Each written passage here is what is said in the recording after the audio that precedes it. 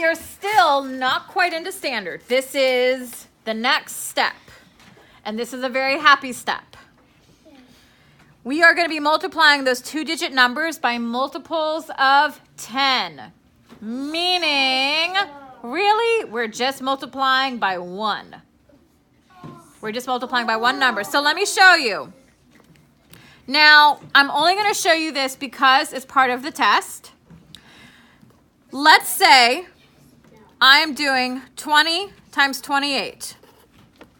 First off, the minute I see something written out like this, and that 20 is first, I am immediately rewriting it to look like this. I always want the 20 on the bottom, or whatever with the 0 on the bottom. I'll get into that reason why in just a bit. If you are seeing 20 times 28 and they're putting it in an array, a lot of times that array will be like this. Now remember, my arrays are not going to be accurate, so we're just going to be like, cool, whatever. Now, I can either do the array with a 20 and an 8 and then a 20, but I want to show you what you're going to be seeing on the test, okay? So, I could have it like this, and here's a 10, and here's a 10. So this side represents how much in all? 20, because this part is 10 and this part is 10. When I see more than one 10 along one side, I add up all those 10s to see how many there are in all. This is technically showing me 20. Now I'll do the same thing here, but I'll do it like this. 10, 10, 8. I know that's a very poor representation of 8 compared to 10, but whatever. This added up, 10 plus 10 plus 8 is 28, right? Now on the test, you will see questions where you'll be getting the same array that looks just like this, and then it will be give me the product of the shaded area, meaning a certain part of it will be shaded in. So if it were just this shaded in, what is that asking you to find? It is asking you to find 28 times 10. That's what it's asking you to find. If only these two right here were filled in, 20 times 8. If only this was filled in, 20 times 10. Okay? So that's why I want you to pay attention to the fact that this is not just a 10, this is actually in all 20. And the reason they've divided it up like that is they like to mess with your brain and make you confused. So that's why we look at it carefully. It has been divided up. 10, 10, and 8, that is 28. 10 and 10, this is 20. Okay? And the reason it's been divided up is it's going to shade certain bits. These are partial products. It's kind of like the box method. Okay? So all you got to do is pay attention to the numbers on the side of what's shaded in and go right here. This is showing 28 times 10. Now, that's not what it's asking me to do. The whole thing is asking me to do 28 times 20. But if the question is, what is the partial product of the shaded area? What is it showing you in just the shaded part? I need to do 28 times 10 to solve it. Okay? Now, moving on from that, we'll go into it a bit more later. Back to this 28 times 20. I have rewritten it this way. And now that I've drawn my array, I'm going to rewrite it over here so I have more room. So 28 times 20. When I am dealing with multiplying with a 20, first thing I do is I just drop that 0 down. Just drop it in. And then I go straight over here and start multiplying like that. The 2 times the 8. And now I am not making the 2 a 20. I am now going to be carrying over and doing normal multiplication. Okay, watch me. Watch me. 2 times 8 is what? 16. 16, right? My 6, carry my 1.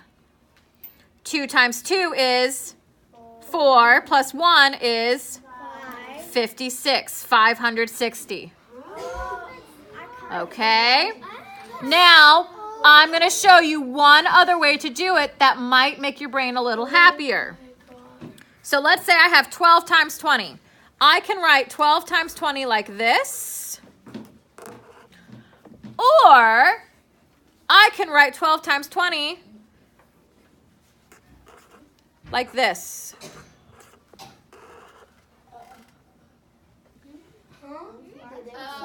Because now all I do is I drop that 0 down and I just focus on 2 times 2 is 4, 2 times 1 is 2. So this is going to make it easier for you. Instead of just going over here and then up, this makes it almost more like the regular standard that we did when we first learned multiplication. Let's try another one. 21 times 30. I'm going to write it in my sort of staggered way. 21, oops, I wrote it the normal way. 21 times 30. You do not have to write it this way. Drop down that 0. 3 times 1, 3. 3 times 2, 6. Ta-da! That's it. That's it. I told you this was a happy one. Let's do another. 35 times 20. Now I'm going to write it normally. 35 times 20. I'm going to show you both ways. Okay. Drop down that 0. This is the only time you ever do anything like this. Anytime it's not a 0, you do not just get to drop it down, okay? Drop down that 0, and I'm done with that, and now I'm only focusing on the 2. 2 times 5 is... Write my 0, carry my 1. 2 times 3 is plus 1. So 35 times 20 is 700. Okay?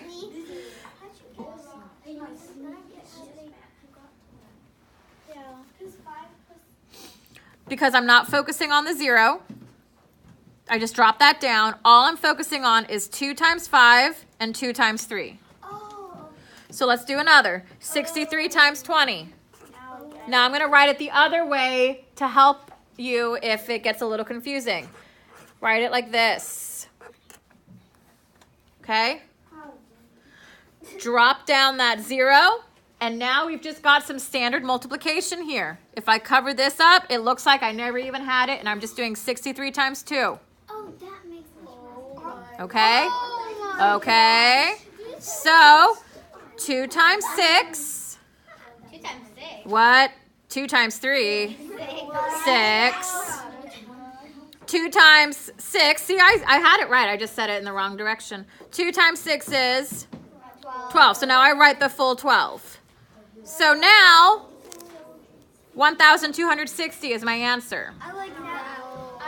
I like that. I mean, this makes your brain a little happier, but you can only write it like this when it's by a multiple of 10. You cannot do 63 times 22 like this. Okay? That's different. All right, one more. I'm hearing happy noises, so I think we're starting to get this. Okay, 27 times 60. And remember, you never, ever put the multiple of 10 on top. It's always on bottom. That's going to help you. If you were to write it upside down, if you were to do 60 times 27, you would really be putting yourself in a tricky situation because now you don't have a 0 to drop, and now you're probably going to do 7 times 6 and then 2 times 6. And you're going to get yourself mixed up. Or you're not going to be sure what to do. So never put it on top ever, ever, ever. 27 times 60. Drop down that 0. If I need to, I can cover it up. And now I'm just left with a happy little 2-digit by 1-digit. 6 times 7 is? 42. Write my 2, carry my 4. 6 times 2 is? 12 plus 4 is? What? 16. Thank you. 16. Now I uncover it, and magically I've turned my 3-digit into a 4-digit. Magic. This is simple. Okay, like everything we ever do, guys, the more you practice it, the more simple it becomes. Okay. A lot of your faces did not look like this at the beginning of this lesson, and now I'm seeing a lot more smiles and less furrowed brows. You know what a furrowed brow is? Yeah. Trying to smile. Okay. So, we're feeling good? We're feeling okay? No. Let's do one more. Wait. 66 times 40. Wait, slow down. That's it. 66 times 40. Drop that 0. Cover it up.